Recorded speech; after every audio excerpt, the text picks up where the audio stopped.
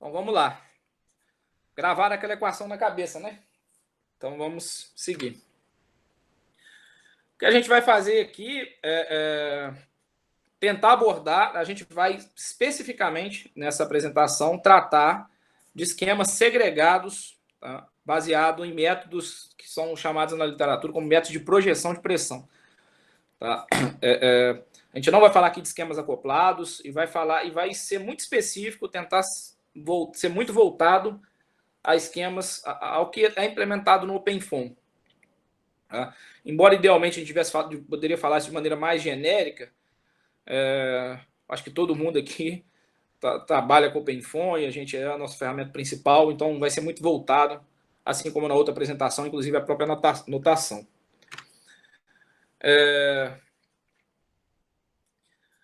Depois a gente vai precisar, tanto na apresentação anterior, Paulinho, Amanda, todo mundo, né, que for trabalhar com isso, tanto na apresentação anterior quanto nessa, tem várias questões de notação, acho que a gente tem que uniformizar melhor, né, aqui já está usando o V de novo, tá? A gente vai precisar fazer essas revisões aí, tá? Notando aí, vocês forem vendo aí, vocês vão anotando, não estou anotando, eu estou vendo, não estou anotando, depois vou ter que passar nela de novo. Tá? Nesse slide aqui, a ideia dos próximos slides é fazer um contexto, né, do que a gente está querendo resolver, o que a gente vai trabalhar nessa apresentação e no contexto desse curso. Tá? O problema geral, tá, da mecânica dos fluidos, né, de sistemas, né, mecânica do contínuo, dentro do contexto da hipótese do contínuo, né, tá, para sistemas monofásicos homogêneos, é descrito por essas equações. Tá? Equação de continuidade, vocês conhecem muito bem.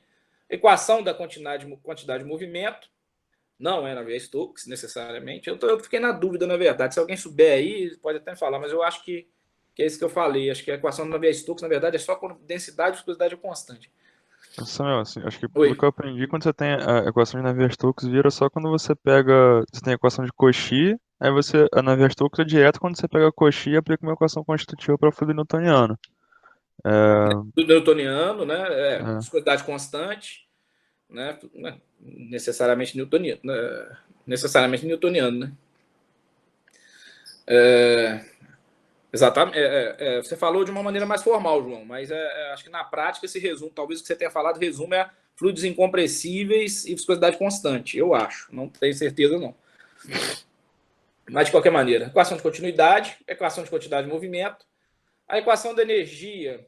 Aqui o K, né, o coeficiente de corpo de difusão, está genérico, tensorial aqui, mas isso, em geral, em termos de fluidos, né, eu não conheço, por exemplo, não conheço nenhuma aplicação onde você tem anisotropia na transferência de calor em fluidos, né, deve ser só fluidos realmente bem complexos mesmo, talvez fluidos viscoelásticos, eu não sei, eu nunca vi. Mas, de maneira geral, né, tá aqui tensorial, normalmente é um escalar, ou condutividade é um escalar. Tá? Mas a equação geral da energia, note que todos aqui na forma não conservativa, embora, não, desculpa, aqui está na forma conservativa, mas na forma não conservativa, mas de maneira geral, né, elas são equivalentes, né, especialmente quando você está falando de sistemas contínuos.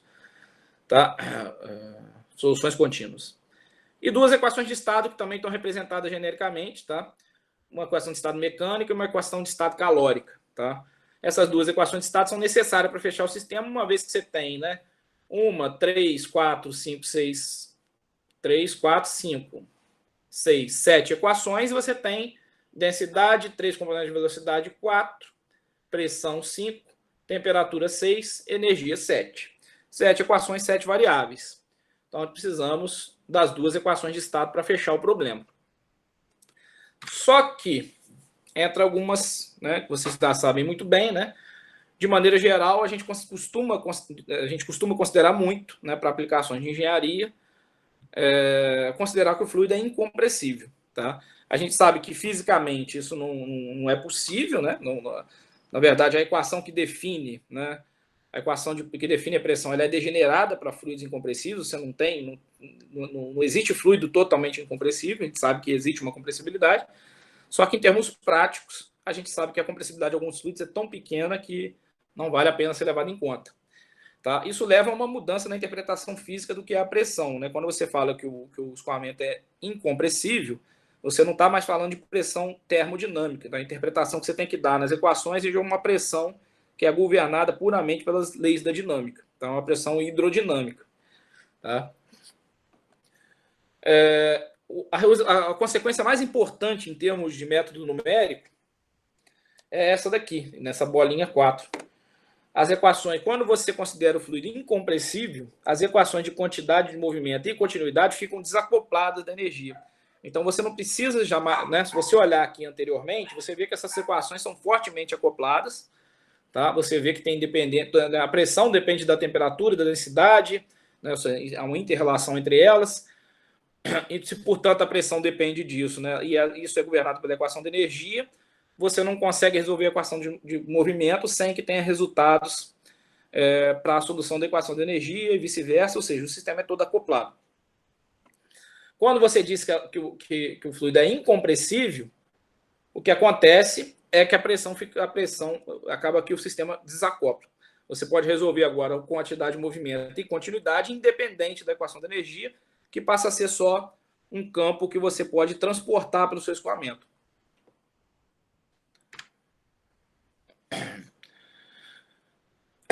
Isso, pessoal, uma nota, deveria ter uma notinha aqui para lembrar. Isso aqui eu estou considerando, note que esse desacoplamento, eu estou considerando que a outra propriedade, qual outra propriedade poderia variar com a temperatura? Ah, mas também a viscosidade pode variar com a temperatura. Pode, de fato. Isso também geraria um acoplamento nas equações. O que a gente sabe na prática é que a forma como a viscosidade ou a condutividade, né, no caso a viscosidade, né, que entra lá na quantidade de movimento, a forma como ela depende da temperatura, normalmente são funções muito suaves. Então, normalmente o pessoal, para fluidos incompressíveis, trata a energia segregada. E aqui, quando eu estou falando segregada, não estou falando de método numérico, né? Estou falando não é acoplada, né, em termos do sistema físico. Trata em um processo de lag, ou seja, eu calculo de maneira segregada as equações e atualizo no final a viscosidade e faço uma iteração ou duas ali e o problema converge. Tá? Mas há de fato um acoplamento pela viscosidade. Só que no nosso contexto aqui a gente assumiu densidade e viscosidade constante. Portanto, o sistema é de fato todo desacoplado.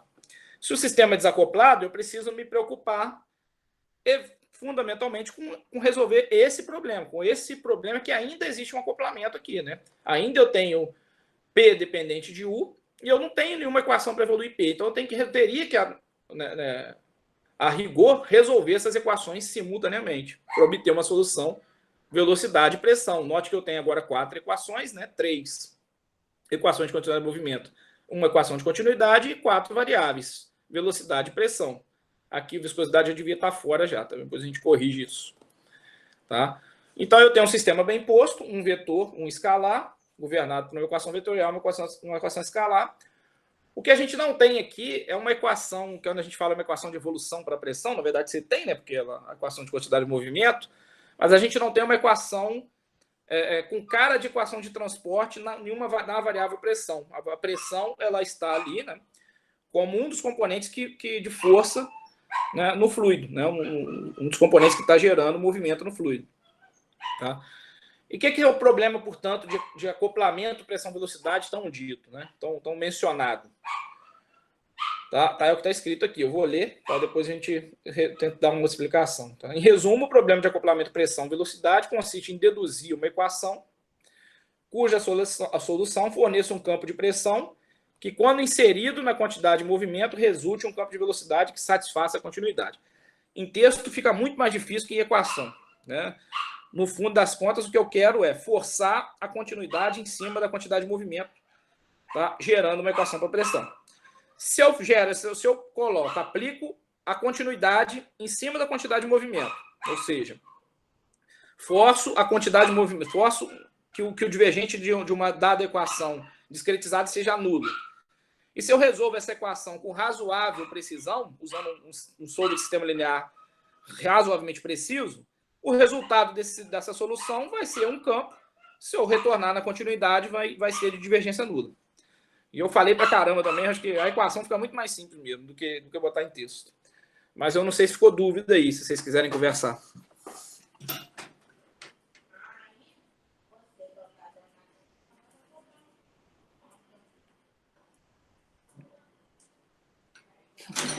Alguma dúvida? Samuel, Diga. Eu tenho uma dúvida aí. Claro. Como que isso daí é levado, essa questão do problema de acoplamento é levado para outros solvers ou que envolvem outras físicas? Que seja, por exemplo, um multifásico ou um reativo? Como que isso daí é tratado? Excelente Porque aí pergunta, tem acoplamento entre mais variáveis, né? Excelente pergunta. Por isso que os sistemas multifásicos normalmente tem que ser olhado com bastante cuidado, né? Porque quando você fala, por exemplo, em escoamentos multifásicos, né? Você não tem esse desacoplamento todo. Na verdade, você tem acoplamento entre fases, entre variáveis de fases, né? Você tem um sistema muito mais não linear, muito mais acoplado, tá? Mas respondendo especificamente a sua pergunta, né? Como isso é levado para outros solvers, outras físicas, né? No OpenFOAM, né? Falando aqui do contexto nosso de solvers segregados, né?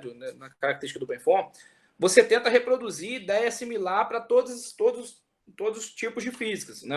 Obviamente, você vai ter que ajustar o seu algoritmo, você vai ter que ter loops de correção diferenciados, você vai ter que ter métodos específicos para tratar alguma equação, vai ter que ser subcycling, por exemplo, você está na fração volumétrica, para convergir uma equação explícita e usar aquele valor depois para tentar gerar uma equação, resolver uma equação de pressão.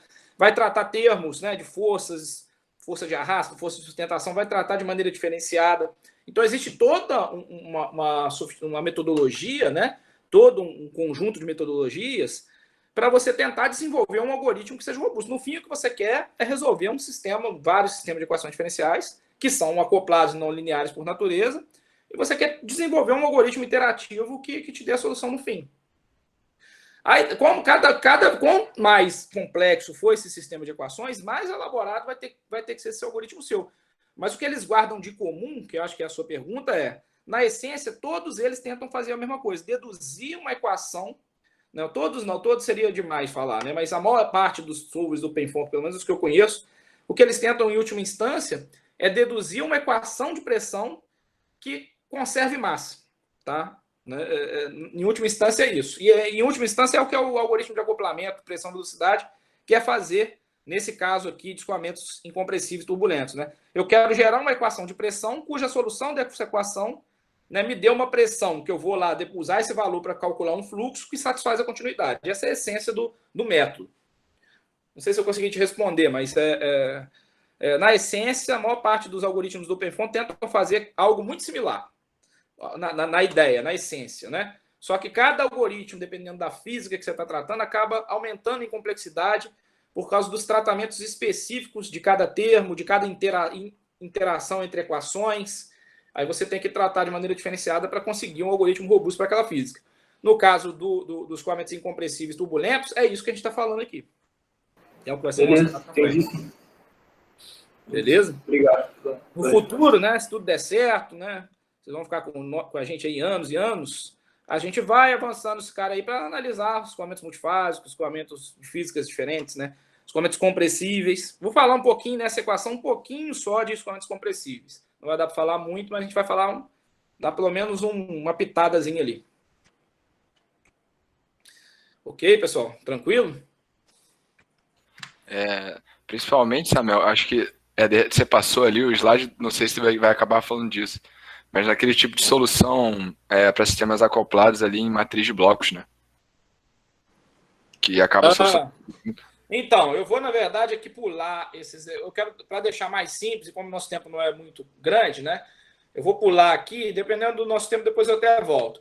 Né? Esses slides 6, 7, 8, 9, 6, 7, 8, 9, eles tratam a questão, a mesma coisa que eu vou falar agora na frente, está expressa nesses slides, só que aqui levando com um aspecto muito mais computacional da coisa, tá? Eu pedi para vocês gravarem essa equaçãozinha aqui, não precisava nem gravar porque ela está de volta aqui, né? Lembra dessa equação aqui? A gente viu como é que a gente deduziu ela, lembra? Certo. Essa é a equação a equação de Navier-Stokes, que a gente foi lá, discretizou termo a termo e chegou nesse formato aqui, tá? Com essa definição de H. Tá? Eu estou chamando a forma local aqui, né? Da forma semi-discretizada local. Local porque eu estou olhando para o ponto P, né? Para um ponto específico. Tá? Note que a P e a N, né, são os coeficientes da linha P, respectivamente na diagonal, e na coluna N da matriz de quantidade de movimento. Tá? O que que é, né? Então, o que eu preciso fazer aqui? Eu quero deduzir uma equação, o que eu me vi lá em cima, né? Eu tenho uma equação de quantidade de movimento e eu tenho uma equação de continuidade. Tá? A minha equação de quantidade de movimento envolve pressão, mas ela não está num formato interessante para que eu resolva um sistema para pressão. Então, como é que eu posso obter uma equação de pressão a partir da quantidade de movimento? Então, se eu dividir aqui, né, o AP, né, o coeficiente AP, né, então fica H por A, né, e 1 sobre AP grade P. Eu vou ter, então, que a minha velocidade, o P, é igual a H sobre A menos grade P sobre AP. Eu acho que não sei se todos vocês, acredito que não todos, mas muitos de vocês já devem ter fuçado em alguns sobre do OpenFOAM, eles já devem estar habituados lá com aquele φ H/A, né, H/A, aquilo ele estava querendo falar disso, né, H dividido por A, certo? E o φ H/A vai aparecer daqui a pouquinho, né, que é o fluxo do vetor H dividido por A, associado ao H dividido por A, projetado no vetor de área. Tá, então, se eu dividir aqui, eu vou ter que minha velocidade UP é igual a H sobre A menos grade P sobre A. Se eu tirar o divergente de UP, se eu vim aqui na frente e tirar o divergente de UP, quanto vale o divergente de UP? Eu não sei, tá? Mas eu sei que existe uma equação que me diz quanto deveria ser. Tá? Quanto deveria ser o divergente de U na célula P, pessoal? Alguém sabe responder aí? Bem simples. Zero, né? Zero, exatamente, Pedrão. Bem simples a pergunta. Tá? A gente não consegue garantir, né? Eu chutei um campo de velocidade lá qualquer. Dá para garantir que ele tem divergência nula? Não dá, né? Mas eu gostaria que ele tivesse divergência nula. Então, como é que eu forço, essa é a essência do algoritmo, né? Como é que eu forço que um campo de velocidade não físico, ele é não físico, mas como é que eu forço que um campo de velocidade não físico, né? Depois que eu iterar, peguei um campo inicial qualquer de velocidade, que é de divergência não nula, eu faço uma iteração, como é que eu garanto que depois dessa iteração esse campo tem divergência nula, mesmo que ele seja não físico? Eu faço isso se eu fizer o que o Pedro falou. Se eu tirar o divergente de UP aqui e forçar que ele seja nulo, o que vai acontecer? Se o divergente de UP é igual a zero, então o divergente de H sobre A menos o divergente de 1 sobre AP vezes o grade P, que é essa equação de baixo aqui, tem que ser igual. Então, se eu resolver o sistema linear associado a essa última equação e usar essa pressão que eu vou obter, né? Vou considerar conhecido, né? Por que eu conheço H? Porque H só depende de U e de características da malha. Se eu chutei meu campo de velocidade ou usei de uma predição de movimento, então eu conheço H, conheço esse lado direito. Se eu conheço esse lado direito para aquele meu campo de velocidade que eu tenho meu grade P, eu vou ter meu P no final se eu resolver direito esse sistema linear resultante aqui. Se eu resolver direito esse sistema linear resultante e recalcular o fluxo para essa nova pressão obtida, esse fluxo vai ser de divergência nula, porque isso está nessa equação. Essa equação forçou que seria verdade. Então, isso não significa que meu campo de pressão está certo, não significa que meu campo de velocidade é físico, mas ele vai ter divergência nula, se eu resolvi o negócio bem resolvido. Tá? Mas, Samuel, aí beleza, tá? Divergência nula, mas e aí? E a quantidade de movimento? E a solução do problema? A gente espera que se a gente encandear essas equações num loop iterativo bem relaxado, na medida que esse sistema, que esse algoritmo convergir, eu convirja para um sistema físico. Por quê? Porque se ele convergiu, a equação da quantidade de movimento, a equação de continuidade está satisfeita. Se eu conseguir, ao longo de um processo iterativo, fazer com que a quantidade de movimento também seja satisfeita, ou seja, meu momento preditor lá, o resíduo inicial do momento preditor está tendendo a zero, então minha quantidade de movimento também está sendo satisfeita, então eu tenho a solução do problema. Porque se as duas estão satisfeitas simultaneamente, então a gente tem expectativa de que aquele campo de velocidade e campo de pressão agora seja também físico. Entenderam a questão em palavras? A gente vai botar o algoritmo na frente. Mas eu forço a continuidade e interajo dentro de um algoritmo que eu tento fazer da maneira mais esperta possível, para que eu também satisfaça, depois de um processo iterativo, a quantidade de movimento. Se eu fizer isso, eu vou ter uma solução, uma boa expectativa de solução para o problema. Ficou claro aí o que eu falei, pessoal? Então tá aqui, ó. Depois a gente vai ter que corrigir mesmo esses slides. Ó, já mudou o U de novo aqui. Então vamos lá, vamos observar então com um pouquinho. Vamos lá, voltando aqui, tá? Falei muito. Então, eu gerei uma equação para pressão, forçando que o divergente de U é igual a zero. Acho que não tem dúvida nessa equação, né? Então, essa eu tenho agora uma equação da pressão. Mas vamos analisar um pouquinho mais em detalhes, né? Tentar traduzir o que eu falei aqui em equações, que eu falei anteriormente. Tá? Se eu olhar para a minha equação de quantidade de movimento, de continuidade, olha só, se eu integrar a minha... Tá? Faltou um deltazinho aqui, tá? Aqui é a fronteira de V, tá? Tá errado isso aqui, na verdade. Tá errado esse termo aqui. Integral em VP do divergente de U vai resultar nesse lado aqui. Depois eu corrijo aqui, tá? É integral em VP do divergente de U dV vai ser integral nas fronteiras de VP de U vezes S. Que no fim das contas vai dar o somatório de U vezes S. O lado direito está certo, tá bom? Só a integral aqui que está errado. Não, a integral não está nem errado. Só esse círculozinho aqui que está errado, pessoal. Depois eu tiro ele. Não tem esse círculozinho aqui, não. Ok?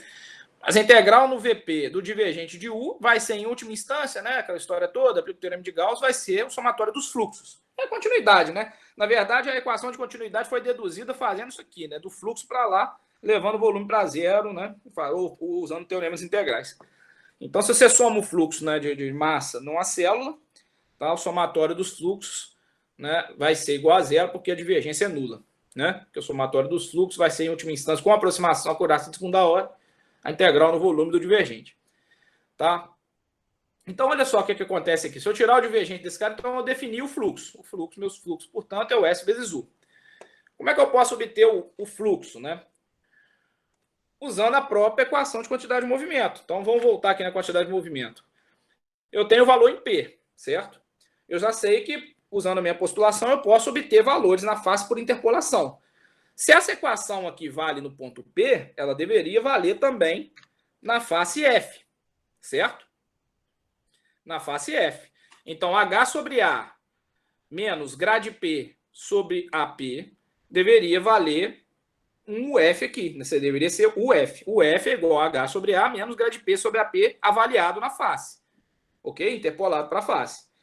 Tá? Se a equação de quantidade de movimento é válida, então se eu interpolo U para a face e se eu interpolo H sobre A e grade P sobre AP para a face, deveria, pelo menos deveria dar a mesma coisa. Eu espero que dê a mesma coisa. Não vai dar a mesma coisa, porque tem erros numéricos envolvidos, tem problema do algoritmo.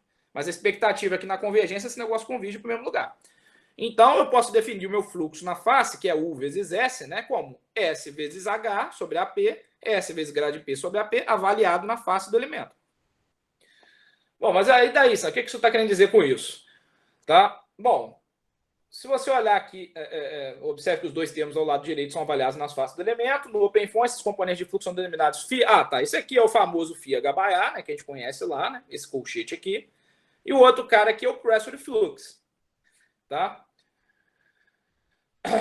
Tá? Como é que eu posso calcular esse S vezes grade? Tá? Lembrando, né, da lei de volumes finitos, eu posso discretizar esse cara aqui, né, a partir dos valores nos centroides. Tá? Então, eu tenho S vezes grade, eu consigo obter esse cara aqui. Na verdade, essa discretização aqui, ela é feita na hora que eu vou resolver a equação da pressão. Então, quando eu vou resolver a equação da pressão, eu vou integrar esses dois termos aqui. Quando eu integrar esse termo ao lado esquerdo, eu vou precisar de grade P vezes S discretizar esse cara. A discretização é exatamente essa. Na verdade, não exatamente essa. Seria exatamente essa se o S estiver alinhado com o vetor D. Se o S não estava alinhado com o vetor D, apareceria aqui, mais K vezes grade P explícito. Mas o que eu estou querendo dizer? Eu estou querendo dizer, se na hora que eu resolvi essa equação da pressão, eu usar essa pressão para calcular esse fluxo aqui, certo? Então, meu H estava fixo na hora que eu calculei a pressão. Então, eu tenho φH/A. Tá? Eu tenho, a pressão agora vai vir da solução daquela equação que força a continuidade.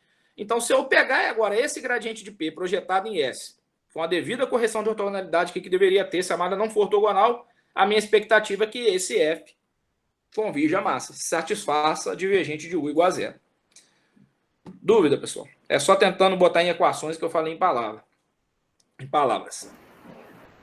Eu tenho algumas dúvidas aqui, é mais sobre o significado mesmo, porque o H/A, ele tem algum significado físico? Porque quando você passa para H/A... Ele tem, sim, Pedro. Você pode ver significado físico, né? O H, por definição, é isso aqui, lembra? Sim. H é isso aqui. O que é o H? O que está dentro dele? Contribuições de termos transiente, contribuições de termos convectivos e difusivos que estão aqui dentro. Aham. O que não tem dentro dele? O H é todas as forças na equação de movimento, menos isolando o efeito da pressão. Você pode pensar nele assim. Certo. Beleza? Certo. Beleza. Beleza, porque quando você passa para o φ, H/A, você já está falando meio que de fluxo, né? Fluxo Sim, máximo. sim. Mas aí fluxo aqui é mais no sentido vetorial da coisa, né? Não é um... se você pensar fisicamente, ele carrega toda a informação associada à difusão, convecção, transiência, descontando o que a pressão faz no movimento no fluido, certo? O que os gradientes de pressão fazem. Mas aqui é mais no sentido vetorial, né? Fluxo no sentido S, produto escalar com o vetor H. Note que H é um vetor. Se eu faço o produto escalar com o vetor S, eu estou chamando isso de fluxo. Beleza. Beleza? Entendi. O fluxo aqui é mais no sentido vetorial da coisa, né? Faz confusão mesmo, né? Porque quando a gente fala aqui fluxo de massa, você está pensando num fluxo mássico, né? Então, uma coisa física, né? De fato, o F é um fluxo físico, é de fato quilograma por metro cúbico segundo, né? É massa por unidade de tempo, por unidade de volume, tá? Aqui o H, lógico que o S vezes H sobre A vai ter a mesma unidade, tá? Mas é mais um fluxo no sentido vetorial, porque é S vezes H aqui, ó. Beleza? Beleza, entendi. Assim como você tem aqui o pressure flux, né? Que quem já mexeu no solve do OpenFOAM vê lá o PQN.flux, né? E flux, nesse caso, é S vezes grade P, no sentido de produto escalado S com grade P. Então, isso daqui, pessoal, aqui tem uma informação muito importante para quem for desenvolvedor aí de OpenFOAM, estiver fazendo seus algoritmos. Vamos lá, uma perguntinha aí. Eu vou lá e calculo minha equação da pressão. Calculei, resolvendo essa equação aqui, ó, usando algebraic multigrid, com PCG, discretizei volumes finitos aqui e botei os metros no MEG e resolvi. Tem minha pressão. Aí eu venho aqui, beleza, né? Quando eu vou, né? Eu chutei uma velocidade, calculei minha pressão, agora eu vou corrigir minha velocidade, né? É o momento predicto, né? Quando eu estimei lá. Como é que é o momento predicto? É quando eu resolver isso daqui, eu chuto uma pressão qualquer, resolvo essa equação aqui para ter uma predição de quantidade de movimento, e essa predição, naturalmente, vai satisfazer a quantidade de movimento, mas é uma predição, certo? Então, usei um valor chutado e calculei minha predição. Aí, beleza, usa essa predição de movimento para calcular uma pressão. Calculei a pressão, o que eu vou fazer? Vou corrigir o fluxo, né? Vocês vão ver isso lá como a etapa de correção, né? A etapa corretora. Corrigir o fluxo. Aí, minha pergunta é, eu posso corrigir o fluxo significa fazer essa continha dessa equação aqui. F é igual a S vezes H sobre AP menos S vezes grade P sobre AP. Eu posso botar lá no meu código, eu posso botar lá S vezes FVC grade P dividido por AP. Eu posso fazer isso. A minha pergunta aí para quem já mexeu um pouquinho com o solve do OpenFOAM. Isso é bom, é ruim, não deve ser feito, pode ser feito? Qual é o problema disso? Qual é o problema de eu calcular esse cara aqui usando um FVC grade P? Qual é o problema de eu usar aqui e chegar lá no meu código lá e botar um point cells least square para o grade P? Alguém chuta aí alguma coisa? Eu não tenho certeza se é aí que tem aquele problema, né? Mas quando você trata o gradiente de pressão utilizando essa interpolação dessa maneira, você vai ter, dependendo do tipo de geometria que você esteja lidando, do tipo de discretização, você vai ter, por conta da malha ser colocalizada, né? Você fazer esse FVC aí vai fazer com que a interpolação do gradiente de pressão na face muitas vezes mitigue variações entre células, então você vai ter fluxos nulos em muitos casos. Você foi, Seria isso, né? você foi no sentido certo, mas assim, só sendo um pouco mais... tem a ver com o problema de Raikou, né? Interpolação Raikou, tem a ver com isso mesmo. Mas a resposta é mais direta, né? A questão é, você tem que calcular esse fluxo com o mesmo método numérico que você usou para resolver a equação da pressão. Então, quando você resolve aqui essa equação da pressão, o OpenFOAM vai usar essa discretização com correção de ortogonalidade. Se eu usar um outro esquema para gradiente para corrigir o fluxo, eu não consigo garantir... Note, eu posso ter um método até mais preciso, um método numérico até mais acurado, mas ele pode ser, o resultado dele pode ser diferente. E para obter divergência nula, eu tenho que usar a pressão que foi resolvida nessa equação. Então, portanto, se eu usar um método diferente para calcular o gradiente do que eu usei para discretizar o gradiente na solução da pressão, você vai gerar um problema. Você vai gerar um probleminha. Pode até ser que convija, mas você vai gerar um probleminha. Por isso que lá no Solve você tem que usar o PECN, você deve usar, não tem que usar, não, mas você deveria usar, é sugestão que se use, ao invés de você fazer essa conta explicitamente, usar o PECN.flux, que é exatamente o que ele está fazendo lá dentro do código. Ele está usando os mesmos coeficientes, tá, para calcular o gradiente que ele usou na discretização da equação da pressão. E, portanto, ele fica consistente com as soluções. Isso tem a ver diretamente com o problema de interpolação Raikou, João Vitor. Entendeu aí? Entendeu aí? Essa parte da interpolação Riccio sempre, assim, eu já vi 1 zilhão de vezes a fórmula da interpolação Riccio, já vi tentativa de explicação, eu sei mais ou menos a intuição, mas eu nunca consigo sacar a física desse negócio, por que a equação é daquele jeito, sabe? Porque não tem muita verdade, não tem muita questão física aí, né? É uma forma de você... eu prefiro olhar dessa forma que eu te falei, né? Em relação à consistência da metodologia, tá? Você usar o mesmo tipo os mesmos coeficientes, tá? Que você usou na solução da equação da pressão para fazer a correção que em última instância a ScopeInfo faz, tá? Embora tenha muito texto aí, discussões e tudo mais, a conta que é feita não há dúvida, tá? Ele faz exatamente isso que eu estou te falando. Ele vai pegar esse S grade P, vai calcular usando esse AP, todos esses carinhas aqui, o mesmo que ele usou para resolver a equação. E isso funciona, né? A gente vê lá que funciona. Não dá pra dizer que não funciona. Se é o melhor, a gente não sabe, né? Mas funciona.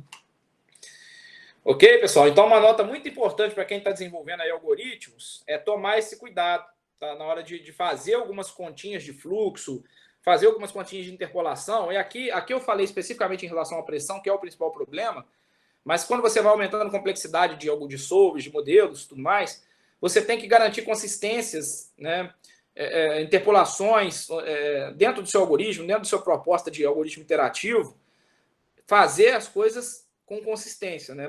Sempre se preocupar com a consistência. Eu posso usar esse método numérico ou eu deveria usar outro, tá? Se eu estou resolvendo essa equação com esse método e depois usar um outro esquema de interpolação para essa variável para fazer uma outra conta, isso vai ter alguma implicação? Tá? Aqui é um excelente exemplo de coisa de um caso que tem implicação. E a explicação é muito simples. Se você tem um campo de pressão que você calculou ali daquela equação, você usou para discretizar o gradiente, né, o S vezes o gradiente, você usou o Gauss linear.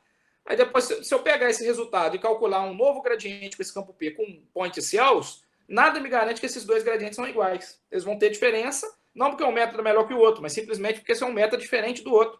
E os erros são diferentes.